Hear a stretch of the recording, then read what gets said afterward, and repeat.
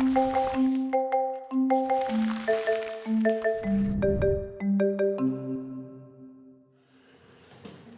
just read the 33rd Psalm, which is from the book of Psalms in the Bible.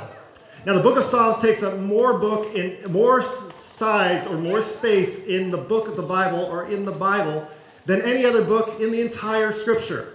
There are 150 Psalms contained in this book, and a psalm is a song or a sacred song or hymn. Now, there are some people who love Psalms, and there are some other people who kind of skip over the Psalms, right? But recently I came across a theologian who taught at USC for 40 years in their philosophy department. He has since passed away, but his name was Dallas Willard, and he wrote a landmark piece of theological work in American history known as The Divine Conspiracy in 1998. In this book, he wrote these words: "If you bury yourself in the Psalms, you emerge knowing God and understanding life." This is a pretty big claim, Dallas. Woo! Understanding life? Knowing God completely? Well, I'm not as smart as Dallas Willard, but I also graduated once. And if somebody asked me what would happen if they buried oneself in the Psalm, I would change Dallas Willard's words, even though Dallas Willard is much smarter than me. The words I would use to describe the Psalms is this: if you bury yourself in the Psalms, you will emerge knowing more about God, but also less about God, and with a greater understanding of life, but also with more questions about life. Amen. And if you're wondering what on earth this means, welcome to Paradox Church, my friends. I would go on to say, hopefully, you can embrace these paradoxical realities with open arms and laughter, and this embrace will help you become a more loving person with a deeper appreciation for life. That's what I hope you would do if you buried yourself in the Psalms. And while we may have some semantical differences between me and Dallas Willard, what we can both agree on when we talk about the Psalms is this: the Psalms are worth reading today. They're incredibly valuable for us to read today. And you may hear these quotes from me and from Dallas Willard and say to yourself, but Dallas and Craig, we just read the 33rd Psalm, and I already forgot what it said. To which I would say, you are not alone. If you start to glaze out during the second slide of a scripture reading, I've been there, my friends, right? And I want you to look back at this 33rd Psalm, and I want to spend the rest of the time of this sermon in that Psalm. And when it comes to this idea of what it means to bury oneself in the Psalms, I just want us to just really get in the head as much as possible of this ancient poet that wrote this psalm so long ago. And I have found the best way to bury oneself in the Psalms is to imagine what the psalmist might write if she was writing this psalm today. And then when you think to yourself, okay, I'm going to get my head around this, let's ratchet up the difficulty a little bit and assume that her intended audience is to atheists. Then you can't use words like God or faith or miracle. And you may say, why on earth are we doing this? We're at a Christian church. Why is it that we would have the intended audience be to atheists when we try to reimagine a psalm? I will tell you, I have found a deeper appreciation for the Psalms when I picture it this way. And to give you an example of how this works, if I were to say the phrase, trust in God, a lot of Christians would say amen, and yet no one would have any idea what we were actually talking about. Whereas when you try to reimagine this about atheists, and this being written to atheists, you can't get out of jail free with words like trust in God. You have to actually say what that means, and the fact that it's like if you were to trust, that if you were to repay anger with kindness, that things will work out for you. That is a much better way to say trust in God, in my opinion. So, with that in mind, we are going to rewrite Psalm 33 here today. I'm not saying it's better, it's just meant for our ears today. We're going to go line by line, and then we'll read the whole thing in its entirety, and then we'll be done. Does that sound good to you this morning? Yeah. All right, 4 people are excited. I'll get the rest of you by the next 20 minutes. Let's read here. Sing out your joy to Yahweh, you who love justice. Praise is fitting for loyal hearts. So immediately the psalmist says, this is a song for all of you who love justice. Is there anyone here who doesn't love justice? Anyone who's like, I like it when the bad guys get away unpunished? Anyone here love justice? This psalm is for you. everyone who loves justice in some way, shape, or form, this song is meant to be sung by you. So let's rewrite this by saying, to everyone who loves anything that is right in the world. Now, the next line says, sing out your joy to Yahweh, or the first line, says that.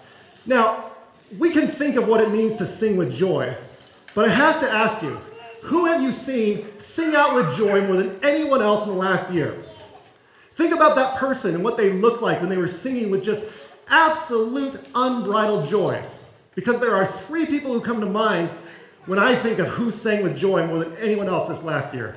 Those three people are Jake Underseer, Shane Dye, and Bodie Hadley at their kindergarten graduation just 2 days ago.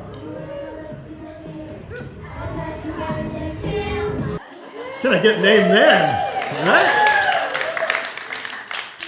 That's what joy and singing with joy looks like, right?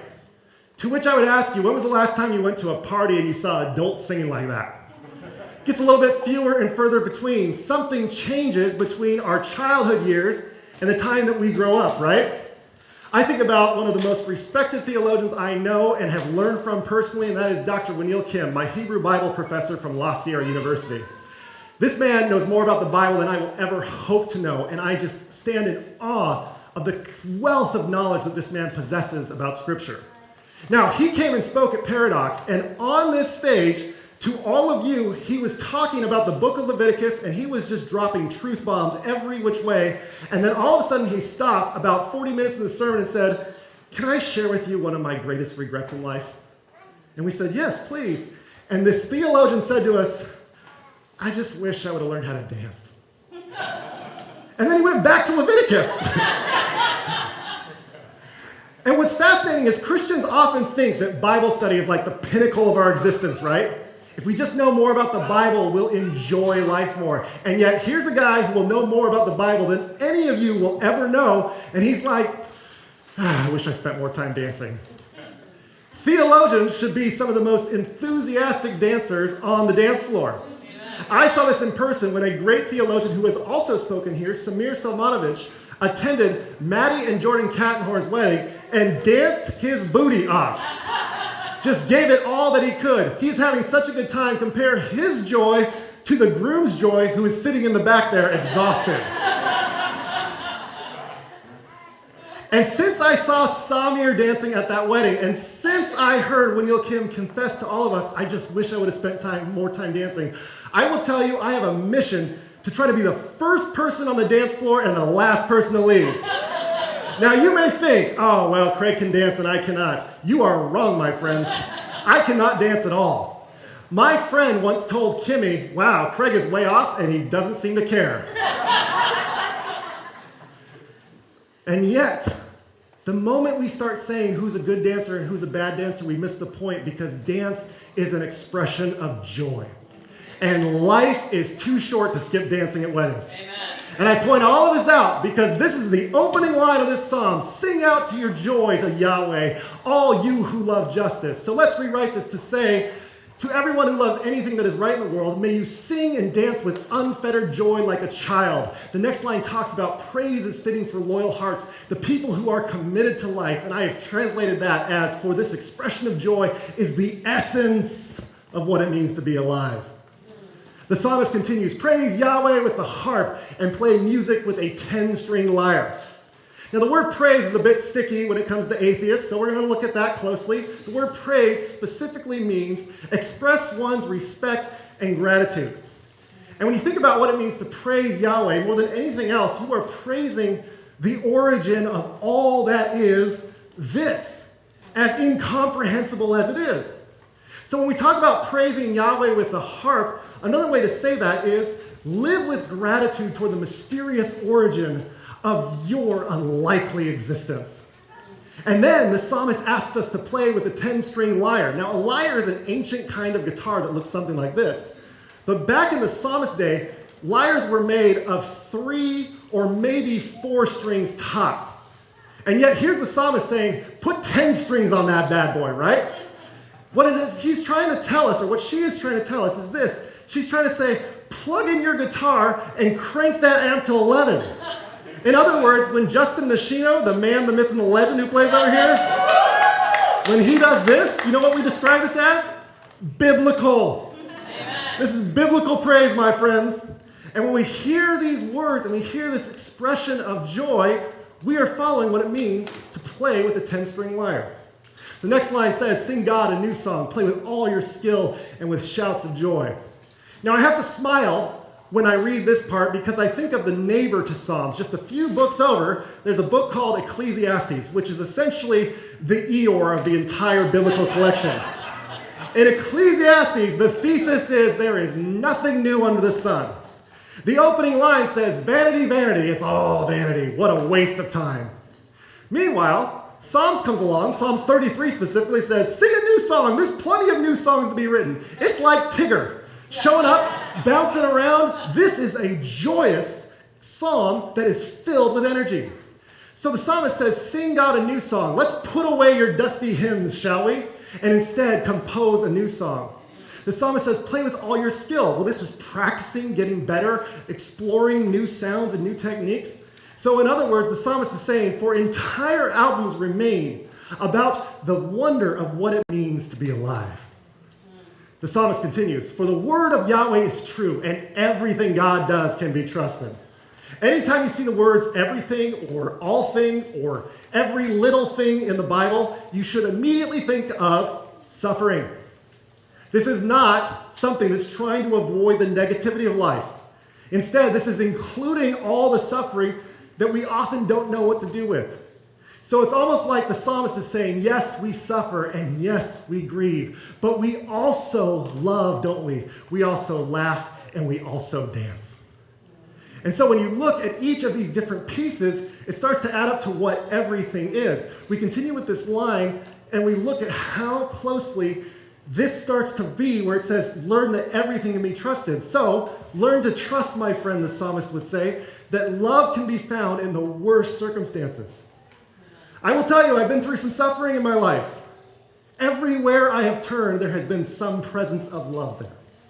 And it's different than I expect. It doesn't make everything better, but there has yet to be a space that I go to that does not contain some form of love in that space.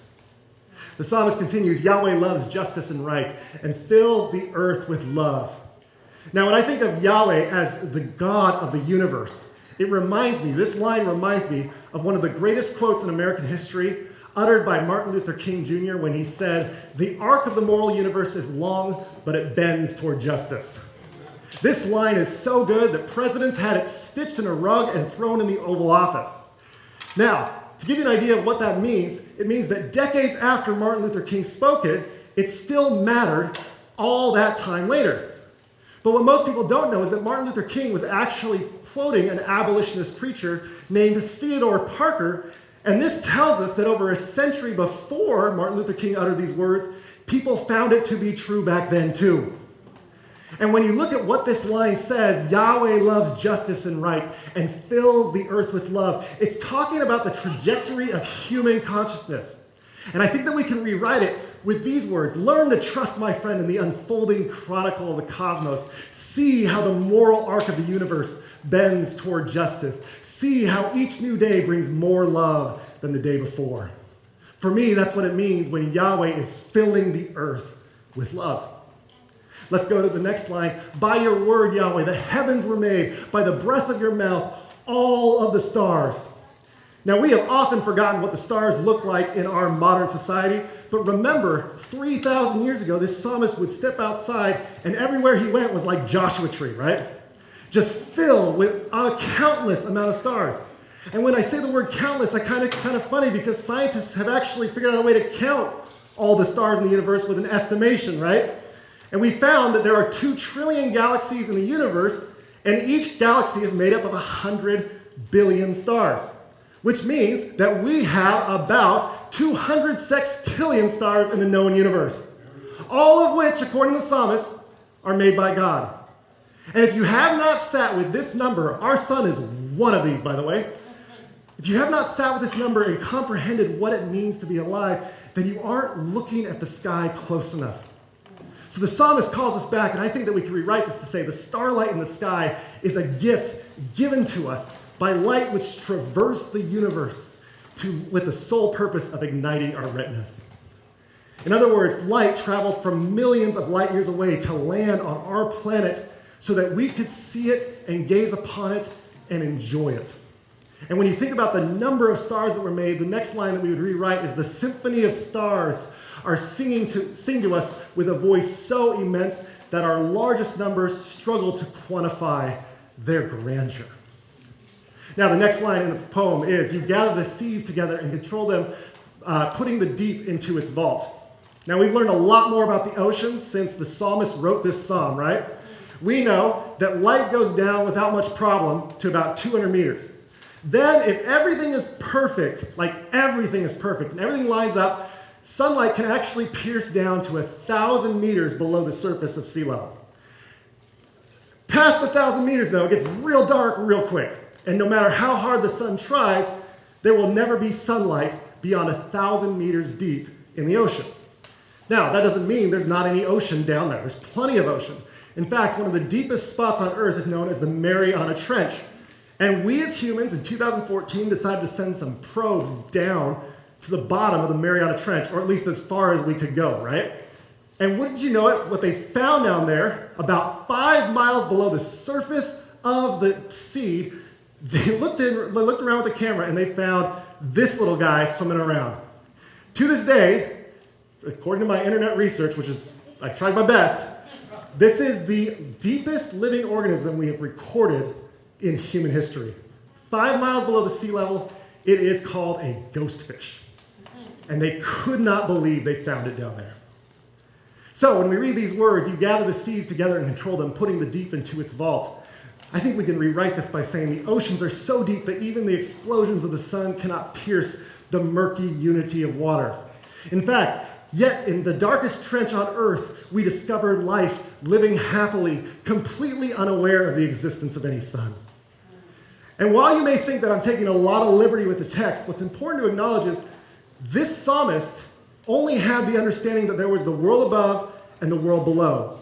And when the psalmist talks about how the heavens shout God's presence, and even in the depths of the earth, God's presence is found there, well, our consciousness has expanded, and God, I would say, our understanding of God has expanded with it.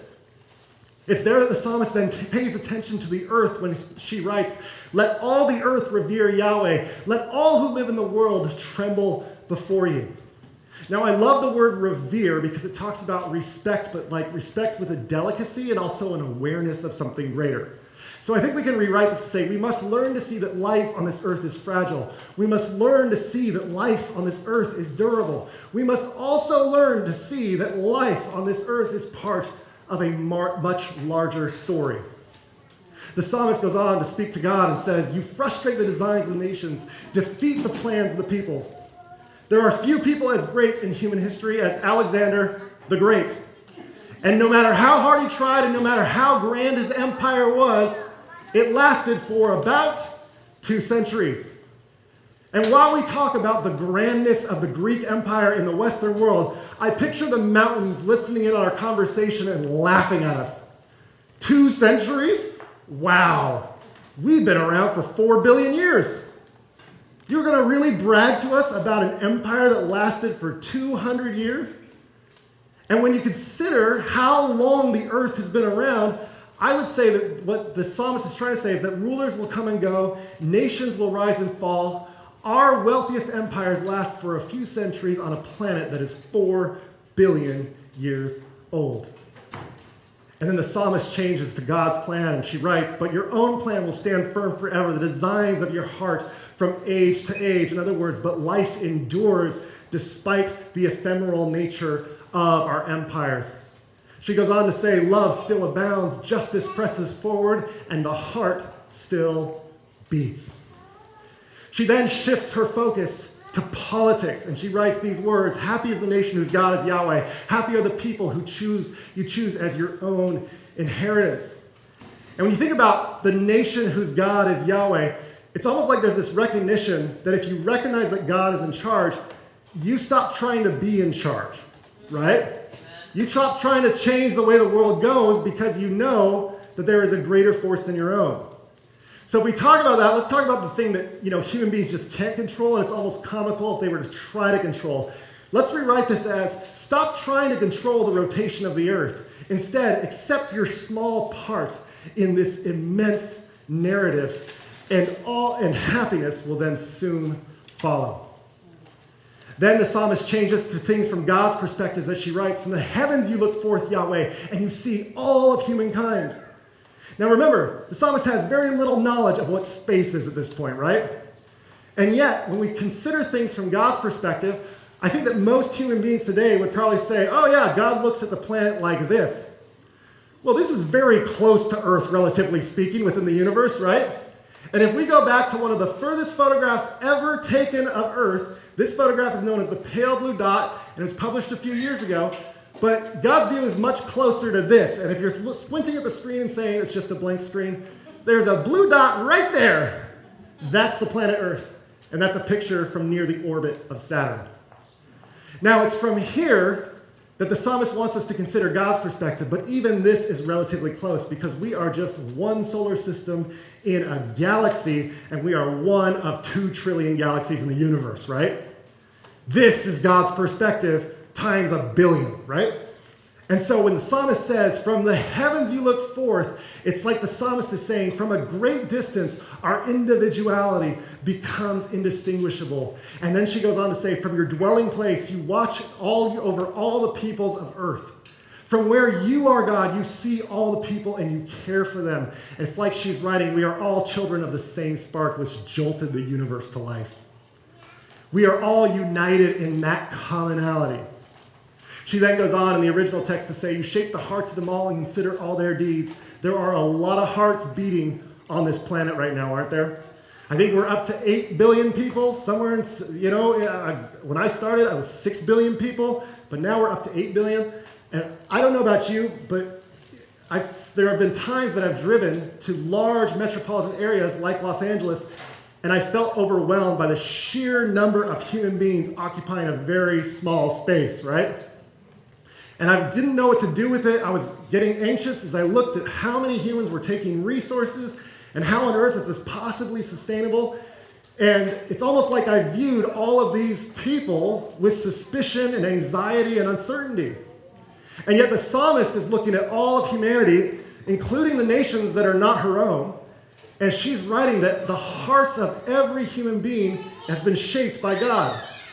And a way to rewrite this is our hearts are all composed of the same stardust. Our shared humanity desires the same things. There is a unity and a sisterhood, a brotherhood, a siblinghood that exists because we all come from the same place, whatever that mysterious origin is. She goes on to say, a ruler isn't saved by the size of an army. A warrior doesn't escape because of strength. And when you consider what this is written in the context where this came from, you have to remember the nation of Judah, which about 2,700 years ago was in the shadow of the Assyrian Empire, and the Assyrians had a lot of weapons. To make matters worse, on the other side of the nation, there was the empire of Egypt, and they had a lot of weapons. And right there in the middle was the tiny nation of Judah. About 100 years later, they also had to worry about the Babylonians, then the Persians, then the Greeks, and then all the way to the Romans. Now, we aren't 100% sure when this psalm was written, but what we can say with almost certainty is the fact that this psalm was written in the shadow of a threat of an invading empire. And so when we look at our country today, which is a bit empirical, if I don't mind saying so myself, has a lot of weapons, we realize that we're all of a sudden a little out of place when we read this, right? Because we have the largest army on earth. And so when we read, a ruler isn't saved by the size of an army, we have to acknowledge our own context with this. Because I think the psalmist would write to us here in the United States of America by saying, our politicians will not give us joy with a larger army. And then when it comes to warriors, what we've heard so much recently is about how police officers need to use greater force and greater force to enforce the law. And I think the psalmist would say in response to that, our police officers will not make us happy with their strength. Does that mean we're anti-police? No, of course not. But the idea that if we increase the strength of our police force, everything will work out, the psalmist warns against that. This is all in the form of a song. She goes on to write, trust in the horse for your deliverance and you'll be disappointed. Despite its might, it cannot save. Now the horse is a tool and is also a weapon that people counted on for its deliverance. I wonder what the parallel might be for today, right? And I think if the psalmist was writing to America today, she would write, trust in your gun to deliver contentment and you will be disappointed. Despite its power, the gun will not help you revere life. Now, does that mean we're anti-gun here at Paradox? No, but what it does mean is if you have this idea that your gun can provide salvation, you will be disappointed. The psalmist goes on to say, the eyes of Yahweh look on those who stand in reverence, on those whose hope is in God's love to rescue them from death or to keep them alive during famine. I love the phrase, the eyes of Yahweh look on those. It's but the people who revere life is how we rewrite it, who hope that there will be more love tomorrow than there is today. That's what it means to have the eyes of Yahweh upon you. I think that we can continue to write this paragraph when it comes to the idea of famine and what it means. After all, the psalmist experienced famine and worried there wouldn't be enough rain, much like us today. Now, we use words to describe our fear of oncoming famine with words like climate change is occurring.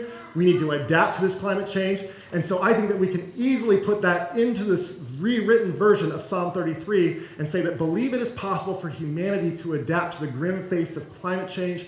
They will uncover something worth living for. And the people who believe that there's something hopeful on the horizon, they will discover something worth living for. And as we go to the last part of this poem, of this psalm, we read these words, and so we wait for Yahweh, our help and our shield.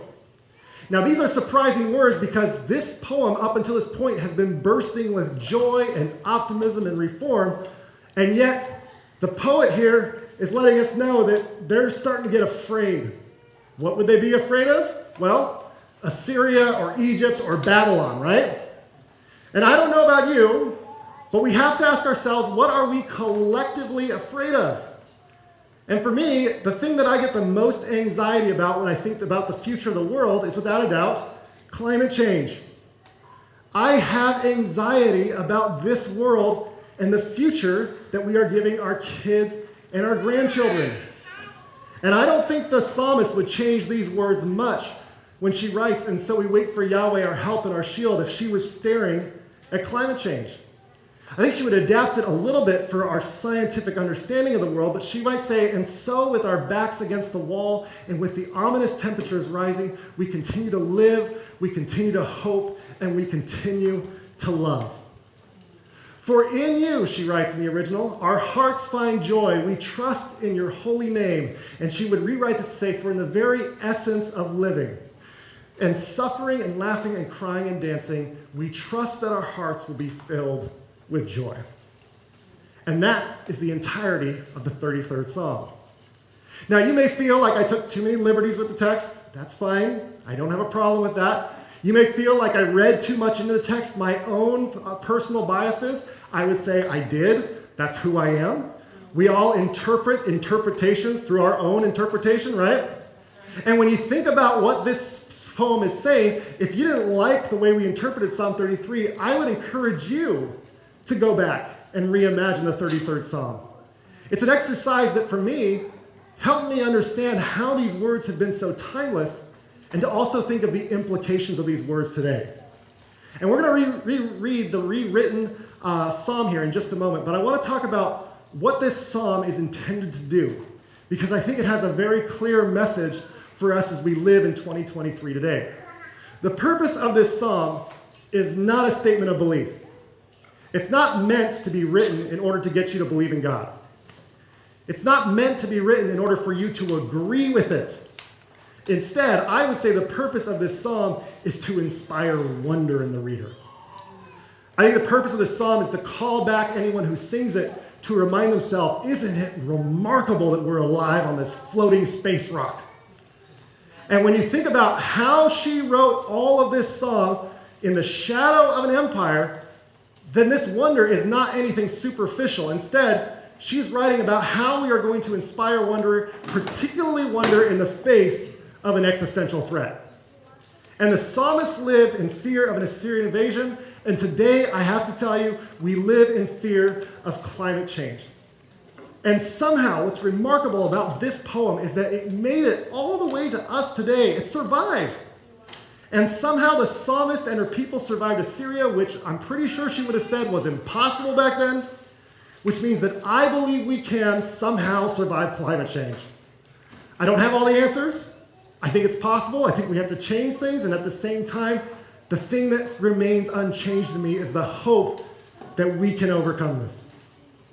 And the main point of the psalm, today in 2023, I believe, is that even with the threat of climate change, life is still a gift from God. And if you're an atheist or agnostic, you might change this to say, life is still worth living and it's good to be here. This is what the psalm is trying to get at. Enjoy your life. Don't waste your life worrying away. So with that in mind, we'll close with the rewritten Psalm 33, imagining that she wrote it to us today, specifically to atheists, as she talked about what it means to be alive on this planet. To everyone who loves anything that is right in the world, may you sing and dance with unfettered joy like a child. For this expression of joy is the essence of what it means to be alive. Live with gratitude toward the mysterious origin of your unlikely existence. Plug in your guitar and crank the amp to 11. Put away your dusty hymns and compose a new song, for entire albums remain unsung about the wonder of what it means to be alive. Yes, we suffer, and yes, we grieve, but we also love. We also laugh, and we also dance. Learn to trust, my friend, that love can be found in even the worst circumstances. Learn to trust, my friend, in the unfolding chronicle of the cosmos. See how the moral arc of the universe bends toward justice. See how each new day brings more love than the day before. The starlight in the sky is a gift given to us by light, which traversed the universe with the sole purpose of igniting our retinas. The symphony of stars sing to us with a voice so immense that our largest numbers struggle to quantify their grandeur. The oceans are so deep that even the explosions of the sun cannot pierce the murky unity of water. And yet, in the darkest trench on earth, we discover life living happily, completely unaware of the existence of any sun. We must learn to see that life on this earth is fragile. We must learn to see that life on this earth is durable. We must learn to see that life on this earth is part of a much larger story. Rulers will come and go. Nations will rise and fall. Our wealthiest empires will last for a few centuries on a planet that is 4 billion years old. But life endures. Love still abounds. Justice presses forward, and the heart still beats. Stop trying to control the rotation of the earth. Instead, accept your small part in this galactic narrative, and happiness will soon follow. From a great distance, our individuality becomes indistinguishable. We are all children of the same spark which jolted the universe to life. Our hearts are all composed of the same stardust. Our common humanity desires the same things. Our politicians will not give us joy with a larger army, and our police officers will not make us happy with their strength. Trust in your gun to deliver contentment, and you will be disappointed. Despite its power, the gun will not help you revere life. But the people who revere life, who hope that there will be more love tomorrow than there is today, that believe it is possible for humanity to adapt in the grim face of climate change, they will uncover something worth living for. And so, with our backs against the wall and with the ominous temperatures rising, we continue to live, we continue to hope, and we continue to love. For in the very essence of living and suffering and laughing and crying and dancing, we trust that our hearts will be filled with joy. Amen.